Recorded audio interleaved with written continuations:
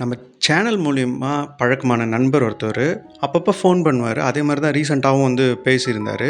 இவர் வந்து யூஎஸில் இருக்காருங்க. இவரை பற்றி ஒரு குயிக் பேக்ரவுண்ட் சொல்லணும் அப்படின்னா, அவருடைய வயசு வந்து 36, 2 பசங்க இருக்காங்க. ஐடியில் தான் ஒர்க் பண்ணுறாரு. அவருக்கு வந்து ஆன்சைட் ஆஃபர் கிடச்சிது. டிப்பிக்கலாக அந்த சர்வீஸ் கம்பெனி இருக்குல்ல, அது மாதிரி ஒரு கம்பெனியில் அவர் வந்து ஒர்க் பண்ணுறாரு. யூஎஸ்க்கு எப்போ போனார் அப்படின்னா, அந்த ஆன்சைட் வந்து நவம்பர் 2016 டிமானிட்டைசேஷன் ஞாபகம் இருக்கா உங்களுக்கு? 500 1000 செல்லாதுன்னு சொன்னாங்களே. ஸோ அந்த காலகட்டத்தில் தான் அவர் வந்து யூஎஸ் வாய்ப்பு கிடச்சி அங்கே வந்து போயிருக்கிறாரு. யூஸ்வலாக யூஎஸ்ஓ இல்லை யூகே இல்லை வந்து யூரோப் இது மாதிரி போகிறவங்க எல்லாருமே வந்து என்ன நினைப்பாங்க அப்படின்னா, இந்தியாவுக்கு நான் திரும்ப வர போகிறது கிடையாது. எனக்கு பிஆர் கொடுத்தீங்கன்னா எப்படியாவது நான் வந்து இங்கேயே வந்து கடனுடனே வாங்கி நான் வந்து அங்கேயே செட்டில் ஆயிடுறேன் அப்படின்றதான் முக்கால்வாசி பேருடைய மனநிலை. ஏன்னா இந்தியாவில் வந்து அந்த குவாலிட்டி ஆஃப் லைஃப் இல்லை, இங்கே வந்து பொல்யூஷன் அதிகமாக இருக்குது, பாப்புலேஷன் அதிகமாக இருக்குது, சிஸ்டம் சரியில்லை, அது சரியில்லை, ஏதோ ஒரு காரணம் சொல்லிவிட்டு எல்லோரும் தே வாண்ட் டு மூவ், அவ்வளோதான். ஆனால் நண்பருக்கு அது மாதிரி கிடையாது. நான் வந்து செட்டில் ஆனால் கண்டிப்பாக இந்தியா தாங்க, அதுவும் வந்து என்னுடைய ஊருக்கு தான் நான் வந்து செட்டில் ஆகணும் அப்படின்னு அவர் வந்து சொன்னார். இப்போ நவம்பர் 2016 அவர் போனார். ஸோ 2017 வச்சுக்கலாம். எப்போ திரும்ப வரப்போகிறீங்க, அதை பற்றி ஏதாவது யோசிச்சிருக்கீங்களா அப்படின்னு. அதை வந்து 2027 நான் வந்து ரிட்டர்ன் வந்துடணும்னு இருக்கேன்.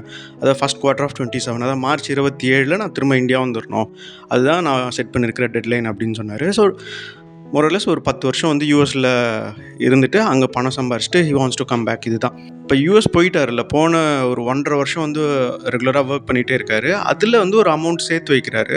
அந்த சேர்த்து வச்ச பணத்தை வீடு ரெனோவேட் பண்ணணும் அப்படின்னு ஒரு சுச்சுவேஷன் வருது 1.5 வருஷம் டைமில். 2018 பாதி இந்த காலகட்டத்தில் ஒரு வீடை வந்து ரெனோவேட் பண்ணணுன்றனால அது வந்து செலவு பண்ணி அது வந்து பண்ணிடுறாங்க. இதுக்கு ஆகிற செலவு வந்து 15 லட்ச ரூபா. அன்றைக்கி வந்து அது பெரிய அமௌண்ட் அப்படின்னு சொல்கிறார். ஏன்னா யூஎஸ்டி வந்து அன்றைக்கி கம்மியான ரேட்டில் தான் இருந்துச்சு கம்பேர்ட் டு ஐஎன்ஆர். இன்றைக்கி தான் வந்து 80 283 ரேஞ்சில் இருக்குது. அன்றைக்கி வந்து மச் லெஸ்ஸர் அப்படி தான் இருந்தது அப்படின்னு சொன்னார். அது முடிஞ்ச கொஞ்ச நாள்லேயே வந்து மியூச்சுவல் ஃபண்ட்ஸில் அவர் வந்து முதலீடு பண்ண ஆரம்பிச்சிருக்காரு. அதாவது 2019 இன்வெஸ்ட்மெண்ட்ஸ் இன் மியூச்சுவல் ஃபண்ட்ஸ் பண்ண ஆரம்பிச்சிருக்காரு. 2020 பார்த்தீங்கன்னா அவர் வந்து கார் இல்லாமல் யூஎஸில் இருக்கவே முடியாது. நான் வந்து போன ஒரு 2 வருஷம் வந்து கார் எல்லாமே நான் அப்படியே ஓட்டிட்டேன், அதனால் இதுக்கு மேலே வேலைக்கு ஆகாதுன்னு சொல்லி கார் வாங்கணும் அப்படின்னு முடிவு பண்ணுறாரு. அதுவும் செகண்ட் ஹேண்ட் கார் தான் வாங்குறாரு. $14,000, கிட்டத்தட்ட ஒரு 10 லட்ச ரூபான்னு வச்சுக்கலாம். இன்றைக்கும் அதே கார் தான் அவர் வந்து ஓன் பண்ணுறாராம். அந்த காருக்கு இன்ட்ரெஸ்ட் ரேட் பார்த்தீங்கன்னா 13%. இந்தியாவில் தான் வந்து 10% 12%லாம் வந்து இன்ட்ரெஸ்ட் ரேட் சார்ஜ் பண்ணுவாங்க. ஆனால் யூஎஸில் டிப்பிக்கலாக ஒரு 4-5%லே கிடச்சிரும். ஆனால் இவருக்கு 13% வந்து சார்ஜ் பண்ணியிருக்காங்க. இவருக்கு ஏன்டா நான் வந்து 13% கட்டணும் அப்படின்றனால அவங்க ஃப்ரெண்ட்ஸ் ஒரு சிலர்கிட்ட இருந்து அங்கேருந்து பணம் வாங்கி அவங்க எல்லாருக்கும் அந்த லோனை வந்து குயிக்காக வந்து செட்டில் பண்ணிவிட்டு, இவர் மியூச்சுவல் ஃபண்ட்ஸில் முதலீடு பண்ணிட்டு இருந்தார்ல, அதில் போயிட்டு அந்த மியூச்சுவல் ஃபண்ட்ஸ் யூனிட்ஸை வந்து ரிடீம் பண்ணி இவங்களுடைய ஃப்ரெண்ட்ஸ் கிட்ட வந்து வாங்கினவங்களுக்கு எல்லாருக்கும் வந்து செட்டில் பண்ணி முடிச்சுட்டு இருக்காரு. இந்த லோனுக்கு ஹி வாஸ் நாட் ரெடி. இவ்வளோ பெரிய அமௌண்ட் வந்து அதுவும் டாலர் டேர்ம்ஸில் நான் பே பண்ணுறதுக்கு ரெடி இல்லை அப்படின்னு சொல்லி அதை பண்ணார். இன்னொரு விஷயம், காரை பற்றி பேசக்குள்ள அவர் சொன்னது, மாதத்துக்கு எனக்கு ஃபியூவலுக்கு ஆகிற காஸ்ட் பார்த்தீங்கன்னா வந்து $40 தான், ஆனால் நான் இன்சூரன்ஸ் கட்டுறது $120 அப்படின்னு சொன்னார். அப்புறம் இப்போ சர்வீஸ் பேஸ்டு ஐடி கம்பெனிஸ்லாம் எப்படி இருக்கும் உங்களுக்கு தெரியும். அதாவது வந்து இங்கே போனால் மினிமம் இவ்வளோவாவது கொடுக்கணும்னு ஒரு சேலரி த்ரெஷோல்டு வச்சுருப்பாங்க. அந்த சேலரி தான் நம்மளுக்கு வந்து கொடுப்பாங்க. அது வந்து லோவர் பேண்ட் வித்தில் என்ன இருக்குதோ அதை மட்டும் தான் கொடுப்பாங்க. ஸோ இப்போ இவர் இங்கேருந்து 2016 கடைசியில் போனார்ல, அப்போ அவருடைய சம்பளம் வந்து $68,000 அப்படி தான் இருந்துச்சு. $69,000. அப்புறம் இதெல்லாம் ப்ரீ கோவிடில் கரெக்டாக. அப்போ கோவிட் காலகட்டத்தில் ஒய்ஃப் வந்து கன்சீவ் ஆனாங்க. அப்போ வந்து அகாமடேஷன் வந்து ஷேர்ட் அகாமடேஷன் மூவ் பண்ணிட்டார் அவர். அப்போ வந்து அகாமடேஷனுக்கு அந்த வீட்டுக்கான செலவே வந்து $800 தான் பர் மந்த்து. இப்போ அதில் இவருடைய ஷேர் வந்து பார்த்திங்கன்னா வெறும் $400 தான். இதனால் என்ன ஆகிடுச்சு அப்படின்னா, அவர் வந்து 80% of his take home salary அவர் வந்து சேவ் பண்ணுறதுக்கான ஒரு பெரிய வாய்ப்பாக இந்த கோவிட் காலகட்டம் அவருக்கு வந்து உதவுச்சு. அதே ஒய்ஃப் வந்து கன்சீவ் ஆகிட்டாங்கல்ல, இவர்கிட்ட சேவிங்ஸும் ஒரு 5 லட்ச ரூபா இருந்திருக்கு. இந்தாம்மா நீ பிடி, உனக்கு வந்து நான் வந்து கிஃப்டாக கொடுக்குறேன், 5 lakhs, do whatever you want அப்படின்னு வந்து சொன்னார். ஒய்ஃப் வந்து ஷீ கன்வெர்டட் இன்டு கோல்டு, அவங்களுக்கு வேணுன்ற மாதிரி கோல்டு ஜுவல்ஸ் வாங்கிட்டு தான் வந்து அதையும் வந்து சொன்னார்.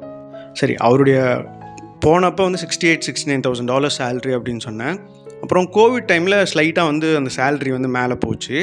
அப்போ வந்து $75,000 வரைக்கும் போச்சு. இன்றைக்கி ஆஸ் ஆஃப் டுடே என்ன அவருடைய டேக் ஹோம் சேலரி வாங்குறாரு அப்படின்னு பார்த்தீங்கன்னா $90,000 வந்து டேக் ஹோம் சேலரியாக வந்து வாங்குறாரு. நாங்கள் ஆக்சுவலாக இதுக்கு முன்னாடியே வந்து மல்டிபிள் டைம்ஸ் வந்து பேசியிருக்கிறோம். ஆனால் அவருடைய போர்ட்ஃபோலியோ இதை பற்றிலாம் வந்து பெருசாக நான் வந்து பேசினது கிடையாது.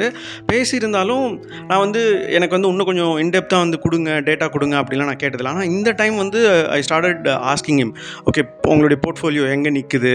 ஏன்னா ஃபஸ்ட் டைம் பேசினப்போ எனக்கு நல்ல ஞாபகம் இருக்குது. ஹி செட் நான் வந்து 1 crore மார்க்கை தாண்டிட்டேன் அப்படின்னு சொன்னார். அப்போ இன்றைக்கி எங்கே நிற்குது உங்களுடைய போர்ட்ஃபோலியோ வேல்யூ வேல்யூ அப்படின்னு கேட்டதுக்கு he said somewhere around 1.6 to 1.7 crores கண்டிப்பாக இருக்கும். நான் வந்து அவ்வளோ கிளியராக வந்து நான் ட்ராக் பண்ணல அப்படின்னு சொன்னார். ஐ ஆல்சோ ஆஸ்க்ட் him உங்களுடைய இன்வெஸ்ட்மெண்ட்ஸ் ஏதாவது வந்து பார்த்துட்டு எனக்கு வந்து ஒரு டைம் லைன் மாதிரி என்னோட ஷேர் பண்ண முடியுமா அப்படின்னு நான் கேட்டேன். கொஞ்சம் ஹெசிடேட்டாக இருந்தவர் அதுக்கப்புறம் ஓகே அது வந்து பிரச்சனை இல்லைங்க, நீங்கள் வந்து ஷேர் பண்ணுங்கள் அப்படின்னு சொல்லிட்டு அவருடைய இன்வெஸ்ட்மெண்ட் போர்ட்ஃபோலியோலேருந்து மியூச்சுவல் ஃபண்ட்ஸ் தான் மெயினாக அதில் இருக்கிற அந்த இன்வெஸ்டிங் ஸ்க்ரீன்ஷாட்ஸ் வந்து என்னோட ஷேர் பண்ணார். இதில் நீங்கள் பார்த்தீங்கன்னா உங்களுக்கு தெரியும் 2019 டிசம்பரில் அவருடைய போர்ட்ஃபோலியோ வேல்யூ வந்து 3,57,000 இருந்துச்சு. 21 ஜனவரியில் பார்த்தீங்கன்னா கோவிட் டைமில் பயங்கர ஹெவியாக வந்து இன்வெஸ்ட் பண்ணதாக சொன்னார். அதில் வந்து பார்த்தீங்கன்னா 21,06,000 சம்திங் அப்படி இருந்திருக்கு 21 ஜனவரியில். 22 ஜனவரியில் பார்த்தீங்கன்னா 39.7 லட்சம் ரூபாய் வந்து இன்வெஸ்டட் கரண்ட் வேல்யூவாக இருக்குது. 23 ஜனவரியில் பார்த்தீங்கன்னா அது அப்படியே பெரிய அளவுக்கு 11 lakhs ஜம்ப் ஆகி 52.2 lakhs வரைக்கும் கரண்ட் வேல்யூ காமிக்குது. இந்த வருஷம் அதாவது ஏப்ரல் 2024 உடைய டேட்டா பார்த்தீங்க அப்படின்னா 81.5 lakhsல நிற்குது. ஐம் ஷுர் இது வந்து இன்னொரு 3-4 lakhs வந்து கூட இருக்கிறதுக்கு வாய்ப்பு இருக்குது. ஸோ ஒரு 84லேருந்து 85 lakhs வச்சுக்கலாம்னு வச்சுக்கோங்களேன். அவருடைய மியூச்சுவல் ஃபண்ட் போர்ட்ஃபோலியோ ஒரு 85 lakhsனு வச்சுக்கிறேன். இது இல்லாமல் அவருடைய ஒய்ஃபுடைய போர்ட்ஃபோலியோவில் ஒரு 25 லட்சம் இருக்குது அப்படின்னு சொன்னார். அப்புறம் அவருடைய பிள்ளைகள் பேரில் 2 பசங்க, அவங்களுக்கு வந்து ஒரு 17 lakhs புட் டுகெதர் நான் வந்து ஒரு இன்வெஸ்ட்மெண்ட் பண்ணி வச்சுருக்கேன் அப்படின்னு சொன்னார். இது இல்லாமல் இப்போ மார்க்கெட்ஸ் வந்து ஆல் டைம் ஹையில் இருக்குது, அதனால் நான் வந்து டெட்டில் கொஞ்சம் அலோகேஷன் கொடுக்குறேன் அப்படின்னு சொன்னார். But I didn't ask him. அவர் சொல்கிறத வச்சு பார்த்தா ஒரு 15-20 lakh ரேஞ்சில் வந்து டெட் ஃபண்ட்ஸில் அவர் வந்து அலோகேஷன் கொடுத்துருப்பாரு. இது இல்லாமல் பிஎஃப்ல இந்தியா பிஎஃப் அக்கௌண்ட்டில் ஒரு 10 லட்ச ரூபாய் இருக்கும். ஏன்னா மோர் தென் 15 years அவர் வந்து ஒர்க் பண்ணுறாரு. அதுவும் நான் கேட்கல, பட் ஒரு அசம்ஷன் தான். யூஎஸில் 401k இருக்கும்ல, அதில் வந்து ஒரு 10 லட்ச ரூபாய் அப்படின்னு அசியூம் பண்ணிக்கிறேன். ஸோ இப்போ டோட்டலாக போர்ட்ஃபோலியோ வேல்யூ பாருங்கள். அவருடைய போர்ட்ஃபோலியோவில் ஒரு 85 lakhs, ஒய்ஃப் உடைய போர்ட்ஃபோலியோ 25 lakhs, கிட்ஸுக்கு ஒரு 17, டெட் ஃபண்ட்ஸ் ஒரு 20, இந்தியா பிஎஃப்ல ஒரு 10, 401kல ஒரு 10, எப்படி பார்த்தீங்கன்னாலும் ஒரு 1.68 crores வருது. 1.68 to 1.7 crores ரேஞ்சில் வருது. இது இல்லாமல் அவர் வந்து வீட்டுக்கு ஒரு 15 லட்சமும் ஒய்ஃபுக்கு ஒரு 5 lakhsம் கொடுத்தாரு பார்த்தீங்களா. அதை சேர்த்திங்கன்னா ஒரு 1.9 crores அவருடைய டோட்டல் நெட்வொர்த். செலவு பண்ணது ஒரு 20 lakhs போயிருக்கு. மீதி வந்து இன்வெஸ்ட்மெண்ட்டாக கையில் வச்சுருக்கிறாரு.